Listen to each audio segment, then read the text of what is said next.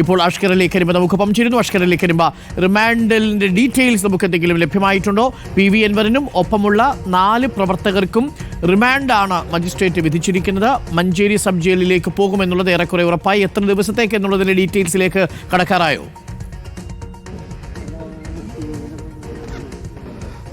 എത്ര ദിവസത്തേക്കാണ് എന്നുള്ളത് മാത്രമാണ് ഇനി അറിയാൻ ബാക്കിയുള്ളൂ. എന്തായാലും PV അൻവറിനെയും ഒപ്പമുള്ള 4 പേരെയും മൊത്തം 5 പേരെ ഈ കേസിൽ ഇപ്പോൾ പോലീസ് റിമാൻഡ് ചെയ്തിരിക്കുന്നു എന്നുള്ളതാണ്. PV അൻവറിനൊപ്പം ഉണ്ടായിരുന്ന DMK പ്രവർത്തകരായിട്ടുള്ള സുധീർ പിന്നപ്പല, മുസ്തഫ പട്ടാമ്പി, ഷൗക്കത്ത് പനമരം, കുഞ്ഞി മുഹമ്മദ് എന്നീ 4 പേരെ കൂടി ഉൾപ്പെടെ 5 പേരെയാണ് ഇപ്പോൾ ഇതിൽ അറസ്റ്റ് രേഖപ്പെടുത്തി റിമാൻഡ് ചെയ്തിരിക്കുന്നത്. അതിൽ ഈ 4 പേർ എന്ന് പറയുന്നത് നമുക്ക് ആ ദൃശ്യങ്ങൾ കാണാൻ കഴിയും. ആ സമയത്ത് അകത്തേക്ക് കയറി ആ ഓഫീസിലുള്ള ഉപകരണങ്ങൾ നശിപ്പിച്ച അല്ലെങ്കിൽ അതിൽ പങ്കു ചേർന്ന ആളുകളാണ്. അഥവാ ഈ PDPP ആക്ട് അടക്കം ഉൾപ്പെടുത്തിയത് അക്കാരണത്തിൽ കൂടിയായിരുന്നു. ആ വ്യക്തികൾ ഉൾപ്പെടെയുള്ള 5 പേരെയാണ് ഇപ്പോൾ ഇതിൽ അറസ്റ്റ് ചെയ്ത് റിമാൻഡിലാക്കിയിരിക്കുന്നത്. കേസിൽ 1-ാം പ്രതിയായി ഇപ്പോൾ പോലീസ് FIR രജിസ്റ്റർ ചെയ്തിരിക്കുന്നത് PV അൻവർ MLA ആണ്. അതിൽ പോലീസ് FIR പറയുന്നതനുസരിച്ച് ഈ കുറ്റകൃത്യത്തിന് നേതൃത്വം നൽകിയത് PV അൻവർ MLA ആണ് എന്നുള്ളതാണ്. 40-ലധികം വരുന്ന പ്രവർത്തകരെ കൊണ്ടുവന്ന് ഇത്തരത്തിൽ അന്യായമായി കൂട്ടം ചേരുകയും പോലീസ് ഉദ്യോഗസ്ഥരുടെ ഔദ്യോഗിക കൃത്യനിർവഹണം തടസ്സപ്പെടുത്തി പോലീസ് ഉദ്യോഗസ്ഥരെ മർദ്ദനത്തിനിരയാക്കി അകത്ത് കയറി ഫോറസ്റ്റ് ഓഫീസിലെ ഉപകരണങ്ങൾ നശിപ്പിച്ചു എന്നുള്ളതാണ് പോലീസിൻ്റെ FIR ഉള്ളത്.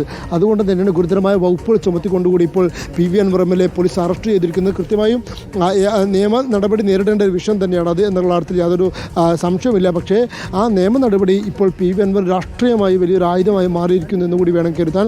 അത്തരത്തിലുള്ള പിന്തുണ ഇപ്പോൾ ഈ ഘട്ടത്തിൽ PV അൻവറിന് ലഭിക്കുകയും ചെയ്യുന്നു. പ്രത്യേകിച്ച് PV അൻവർ UDF ക്യാമ്പിലേക്ക് എന്നുള്ള ചോദ്യം വലിയ തോതിൽ ഉയരുന്ന ദിവസങ്ങൾക്കിടെ കൂടിയാണ് ഇപ്പോൾ ഈ അൻവറിൻ്റെ രാഷ്ട്രീയ അറസ്റ്റ് ഉണ്ടാവുന്നതും അൻവറിൻ്റെ അറസ്റ്റ് ഉണ്ടാകുന്നതും അതിന് രാഷ്ട്രീയമായ പിന്തുണ പല കോണുകളിൽ നിന്ന് ഉയരുന്നത്. പ്രത്യേകിച്ച് KPCC പ്രസിഡൻറ്റും രമേശ് ചെന്നിത്തലയും അതുപോലെ തന്നെ തിരുവഞ്ചൂർ രാധാകൃഷ്ണൻ അടക്കമുള്ള കോൺഗ്രസിൻ്റെ മുതിർന്ന നേതാക്കൾ തന്നെ അൻവർ പരസ്യ പിന്തുണയുമായി രംഗത്തെത്തി. ഈ അർദ്ധരാത്രിയിലുള്ള അറസ്റ്റിന് അർദ്ധരാത്രിയിൽ തന്നെ പ്രതികരണമായി കോൺഗ്രസ് നേതാക്കൾ എത്തി എന്നുള്ളത് ശ്രദ്ധേയമാണ്. അതും KPCC പ്രസിഡന്റ് അടക്കം ഉന്നയിച്ചിരിക്കുന്ന ആരോപണം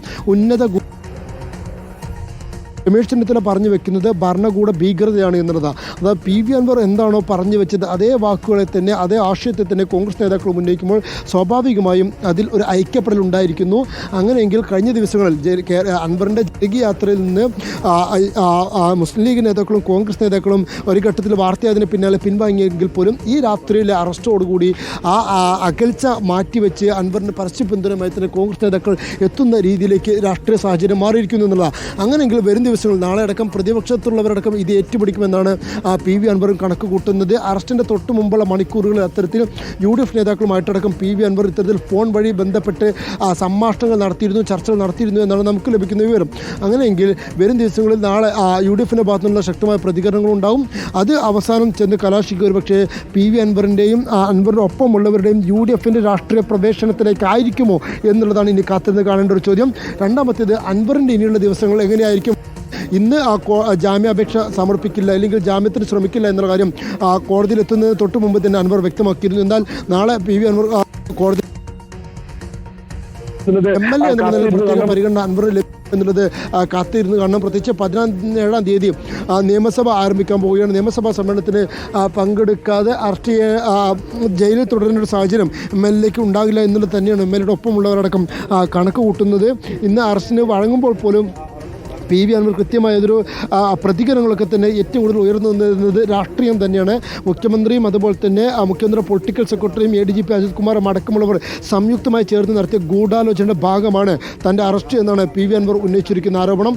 അങ്ങനെ അതിനോടൊപ്പം തന്നെ പ്രതിപക്ഷവും ആ ആരോപണത്തിന് കൂട്ടുനിൽക്കുമ്പോൾ അല്ലെങ്കിൽ KPCC പ്രസിഡന്റ് സുധാകരൻ പറഞ്ഞതുപോലെ ഉന്നത ഗൂഢാലോചനയാണ് എന്ന് പറയുമ്പോൾ സ്വാഭാവികമായും അതിൻ്റെ രാഷ്ട്രീയം തന്നെയായിരിക്കും വരും ദിവസങ്ങളിൽ ഏറ്റവും കൂടുതൽ ചർച്ചയാവുക. അതിനോടൊപ്പം തന്നെ അൻവറിന് UDFിലേക്ക് പ്രവേശനത്തിലേക്ക് വഴിയായി അല്ലെങ്കിൽ അതിൻ്റെ വാതിലായി ഈ അറസ്റ്റ് മാറുമോ എന്നുള്ളതും ഇനി കാത്തിരുന്ന് കാണണം. കാരണം അത്തരത്തിലുള്ളൊരു പിന്തുണ ഇപ്പോൾ തന്നെ PV അൻവർ ലഭിച്ചിരിക്കുന്നു എന്നുള്ളത് തന്നെയാണ് അതിൻ്റെ രാഷ്ട്രീയ വിലയിരുത്തൽ. ഇനി അൻവറിനെ സംബന്ധിച്ചിടത്തോളം ഇപ്പോൾ റിമാൻഡിലാണ് എന്നുള്ള കാര്യത്തിൽ സ്ഥിരീകരിച്ചിരിക്കുന്നു. ഇനി അത് എത്ര ദിവസത്തേക്കാണ് PV അൻവറിൻ്റെ റിമാൻഡ് എന്നുള്ളത് കണ്ടറിയണം.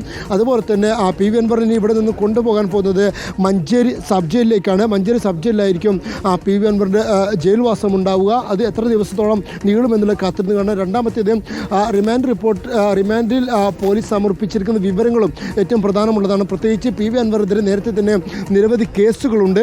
ആ കേസുകൾ കൂടി ഇതിനൊപ്പം ചേർത്ത് വെച്ചിട്ടുണ്ടെങ്കിൽ സ്വാഭാവികമായും അൻവറിനെ പോലീസ് കസ്റ്റഡിയിലടക്കം പോലീസ് ആവശ്യപ്പെടുമോ എന്നുള്ളതും കണ്ടറിയണം. കാരണം നേരത്തെ തന്നെ മഞ്ചേരി പോലീസ് സ്റ്റേഷനിൽ പോലീസ് സീക്രട്ട് ആക്ട് പ്രകാരമുള്ള ഒരു കേസ് പി വി അൻവറിനെതിരെ പോലീസ് രജിസ്റ്റർ ചെയ്തിരുന്നു.